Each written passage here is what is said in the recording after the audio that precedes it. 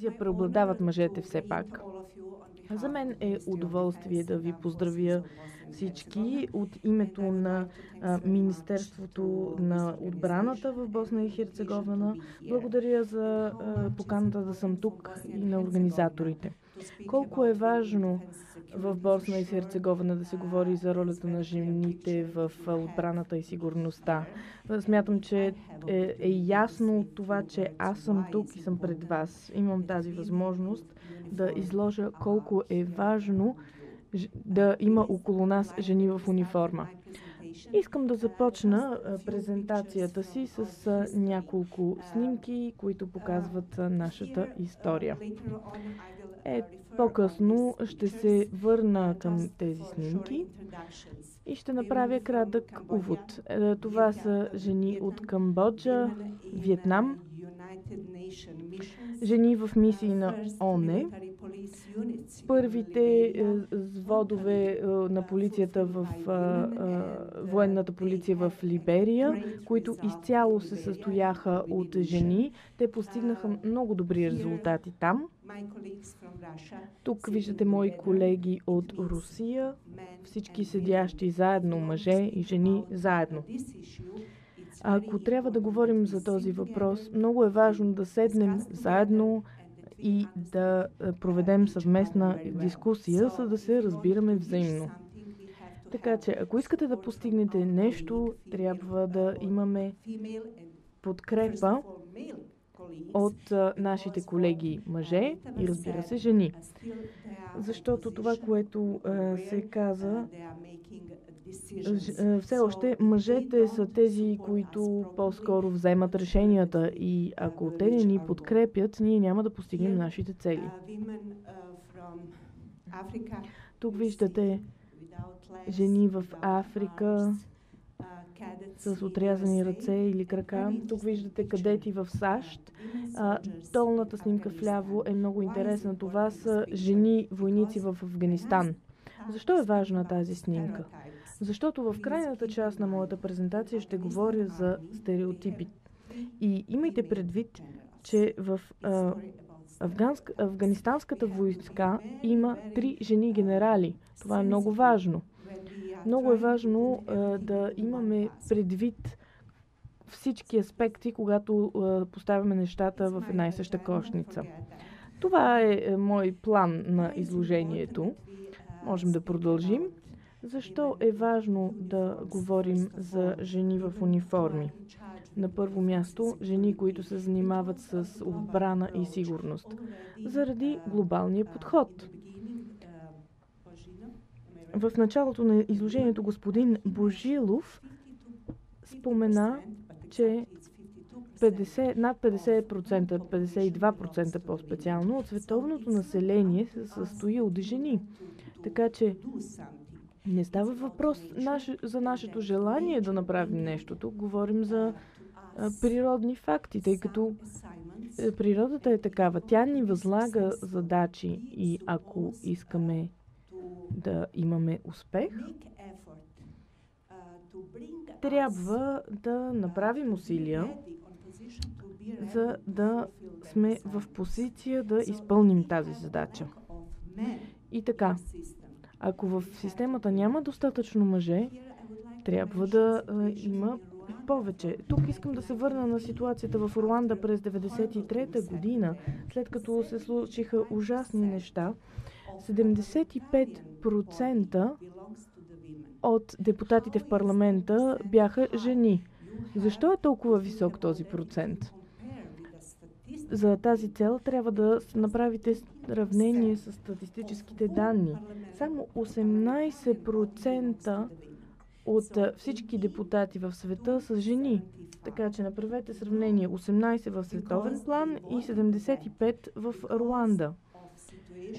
Не защото това е било целенасочено, ами ситуацията е била такава, че жените е трябвало да участват в парламента толкова много. Жените представляват ресурс за обществото. Независимо дали говорим за вода или за други неща, трябва да имаме предвид, Трябва да разполагаме с правилните ресурси. Ако жените представляват един ресурс в обществото, ние трябва да се грижим за тях. По природа, жените имат различен подход към мира и сигурността. Защо това е така? Защото ние сме майки, ние имаме деца и обмисляме защо е важно моето дете да израсне в нормални условия. Когато говорим за нормални условия, на първо място мислим за ситуация на мир и сигурност. И на последно място, качествената разлика. Ние сме мъже, ние сме жени и поради това ние имаме различни приоритети в живота. Също така, ние възприемаме по различен начин проблемите, свързани с мира и сигурността. Така че просто изграждането на човешкия потенциал, неговото използване, предполага да си мислим по какъв начин се различаваме жените и мъжете. Трябва да се възползваме от тези разлики. Тук съм ви представила някои факти. Всяка подточка е свързана с сигурността. На първо място, всяка жена е пазител на сигурността. Когато тя има малко дете, тя винаги мисли за сигурността на това дете. Поне до 15-16 годишната му възраст. И понякога след тази възраст обаче сигурността на детето се прехвърля на мъжа. И се смята, че жената не отговаря за него повече. Защо? Не знам, не мога да ви кажа. Сигурността е едно неразделно задължение. Не можем да мислим, това е задължение. Не можем да мислим последния начин. Това е само едно задължение на мъжете. Ние също носим отговорност. Трето, сигурността е въпрос свързан с човешките права. Ако вие ме възпрете в това, за което смятам, че съм тук и което трябва да правя, вие ме лишавате от мои права на човека. Тъй като сигурността е неразривно свързана с правата на човека. Ако се върнем назад в историята на Югоизточна Европа, на Балканите, дори в световната история, ще видим, че от години, от хиляди години, жените вземат активно участие в войните. И понякога, когато се възвърне мира, ние предоставяме отговорностите на мъжете. Аз мога да говоря от личен опит в Босна и Херцеговина. Когато след военни ситуации мъжете се върнат вкъщи и вече започват да си търсят работа, за първи път в нашата история ние казахме, ние също ще си намерим работа, защото ние сме професионалисти. Ние можем да останем във войската, ние сме способни да бъдем във военните сили и можем да го правим, особено в ситуация на мир, когато тази работа е по-лесна. На последно място, нови предизвикателства, свързани с сигурността. Говорихме за това как да защитаваме една територия. След това мислихме как можем да защитаваме нашите държави. В Европейския съюз и в НАТО се говори за проактивна сигурност. Сега вече се връщаме в началото на този кръг. И си даваме сметка, че човешката сигурност стои на първо място. Ако аз не се чувствам на сигурно място в моята страна, тогава всички политики, свързани с сигурността в моята страна, са безполезни. Съществуват нови предизвикателства за сигурността. И предвид това, ако аз искам да живея в сигурност и ако съм способна да си гарантирам тази сигурност, ами естествено, че ще го направя. Разбира се, всяка ситуация има своите предимства и недостатъци. Това е какви са положителните и отрицателните страни. Какви са положителните на първо място? Националните и международни законодателства в всяка страна, свързани с равнопоставеността между половете. Тук говорим за едно поколение на силата. Новото поколение, което казва, че който се интересува от сигурността, тогава трябва да участва в него, независимо от това дали е мъж или жена. На трето място, искания за операции.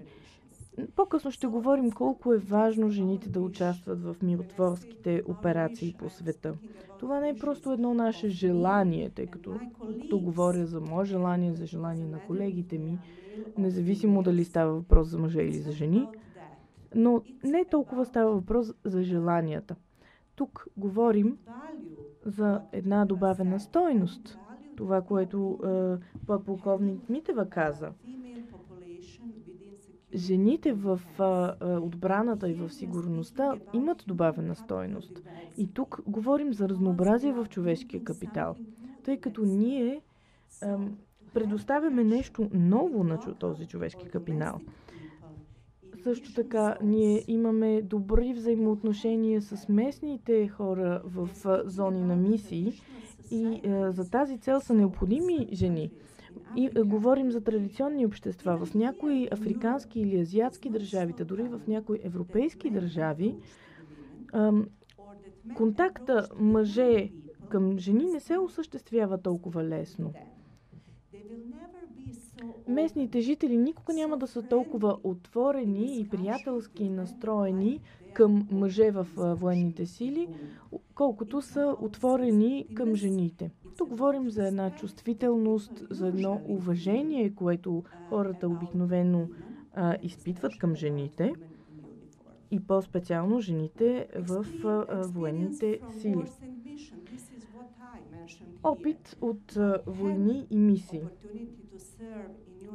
Аз лично съм имала възможност да работя на мисии на ООН в Етиопия и Еритрея. Прекарах там 14 месеца и бях първия ръководител на екип там. Също така бях секторен ръководител. Не само поради моя профил и познания, а тук имаше и друг фактор, а именно как можех да установя взаимоотношения с местното общество и по този начин да направя нашата ситуация по-удобна. Ние бяхме там в качеството на въоръжени сили и въоръжени наблюдатели, като по този начин това да не пречи на местното население. На последно място, кариерно развитие. Да, аз искам да съм войник, но искам и да съм повече от войник. Така че, господин капитане, вие, това е втората част, за която говорихте. Вие изложихте процентите на жени в въоръжените сили, но е много важно да знаем точно къде се намираме в тази система. Не искаме да говорим само за едни проценти, макар че те са доста ниски. Искаме да говорим за възможности, за това какво трябва да направим, за да се развием в кариерата си. Така че, тук не искам толкова да говоря за това, че аз като жена искам да съм еди къде си. Не, по-скоро ние трябва да обсъждаме това, че никой не може да ме спре да бъда някъде, където съм решила да бъда. Какви са предизвикателствата, тъй като не искам да използвам думата проблем или недостатък. Предпочитам думата предизвикателство. И така, първото предизвикателство е да се разчупят стереотипите. Да се приема като нещо нормално аз и госпожа Митева да сме в униформа. Не искам да ме разпознават като жена в системата, а просто като професионалист, като войник, като офицер. И в крайна сметка, да, така стоят нещата.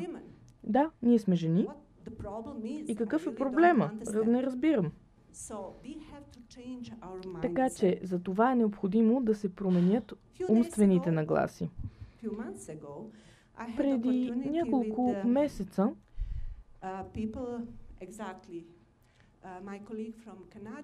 се срещнах с колеги от канадските въоръжени сили и командир на обучителен център от Молдова.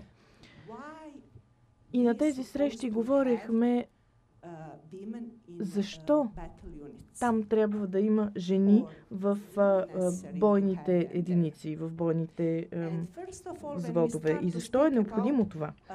И първоначално започнахме да говорим за това дали жените трябва да са в тези дивизии. Първо започнахме с дискусия за обучението, което е трудно. Трябва да носиш голямо тегло багаж. Понякога трябва да скачаш висок скок, 5 метра и е необходимо да преминеш през всички тези физически трудни задачи. И аз отговорих. Аз съм преживяла война. И не ми обяснявайте, че в военно положение не се налага да носиш големи тежести и да не прескачаш големи цели. Така че обучението трябва да е пригодено към нуждите на работата. И това е нещо много важно. Така че не забравяйте темата за обучението. Винаги тя трябва да се обсъжда. Ако отивате на война, никой няма да ви отдели от мъжете. Просто е важно вие да можете да си вършите работата. Да имате оръжие, да може да защитавате вашия град, вашата дивизия, вашата страна. И по време на война няма разлика между мъже и жени. Разликата започва да се прави в мирни ситуации. И така че, моля ви, разработвайте обучението по такъв начин, че то да съответства както на мъже, така и на жени, но по-специално да съответства на операциите. На последно място да се предотвратява неприемливото поведение между половете. Всички сме чували ужасни истории от войните. Чували сме за жертви на сексуално насилие през войната в бивша Югославия. Чували сме ужасни истории за насилие въз основа на пола в Конго, в Африка. Така че жените са обект на такова насилие. И според някой е ужасно човек да бъдеш унищожен като човек не физически в смисъл на това, че ще бъдеш убит или ранен, но ако си жертва на сексуално насилие, ти никога няма да се възстановиш. Никога няма да си човека, който си бил преди да се е случило такова нещо за обществото и за един нормален живот. И така, за да се предотврати това, аз от опита си в война и в мисии мога да кажа, че е много важно колегите ми да са близки с мен и аз да съм близка с тях. И по този начин да имаме установени взаимоотношения. Това не са само истории с местното население, а истории свързани с самата мисия, ако говорим за наблюдение или за дивизии, които са били разположени в определена зона. В заключение, за да постигнем нещо, трябва да развием нашите способности. Трябва да бъдем активни, трябва да сме икономически овластени и така. Още в началото на тази конференция трябва да се спомене, че икономиката е много важна част от нашия живот. Ние имаме нужда от свободата да се държим по един нормален начин, но за това е нужно да бъдем икономически независими. Ето защо жените трябва да имат икономическа независимост. За да я постигнат обаче, те трябва да преминат обучение и то да са обучени по-конкретно в управление, в мениджмънт. Ето защо се нуждаем от истории за нас, да знаем защо сме важни и за да знаем, че ние сме една неразривна част от обществото. Също така е необходима широка подкрепа между всички партньори, независимо дали става въпрос за мъже, жени, партньори, правителствени, неправителствени организации, национални организации, международни организации. Нуждаем се от подкрепата на НАТО в нашата страна. Има такава подкрепа от ООН, от НАТО, от ЮФОР. Също така е необходимо да се изгради добра мрежа, за да се подкрепяме и да подкрепяме другите. По този начин ще имаме много сериозни инструменти и, разбира се, нуждаем се от подкрепата на медиите. Ние много често разчитаме повече на медиите, отколкото те си дават сметка за това. И на последно място трябва да се чува гласа на жените. Може ли да приключим? Благодаря за вниманието. И на последно място, благодаря ви. Благодаря на всички вас от България. Благодаря на представителите на НАТО. Винаги благодаря на жените от българските въоръжени сили. И тук ние разработваме този проект за жени лидери в отбраната и сигурността заедно. Надявам се, че това няма да остане само един проект на хартия, а той ще се изпълнява и в бъдещето. Както подполковник Митева каза, се надяваме на вашата подкрепа, защото без нея няма да можем да свършим тази задача. Още веднъж благодаря на българския екип. И тук бих искала да цитирам писателката Вирджиния Вулф. Преди Втората световна война е писала тя е феминистки писател, по-специално в нейната книга «Три Гвинеи». И в нея се опитва да обясни защо е важно жените да участват в войната. Тя казва: защото ние можем да ви помогнем да предотвратите войната, не като повтаряме вашите думи и следваме вашите методи. Ние просто искаме да внесем нещо ново. И тя казва: ние искаме да стигнем до нови думи и да създадем нови методи. По този начин ще се справим с военните ситуации по най-добър начин. Това беше от мен. Благодаря ви за вниманието. Надявам се, че ще мога да поговоря с вас по-късно. Благодаря за вниманието.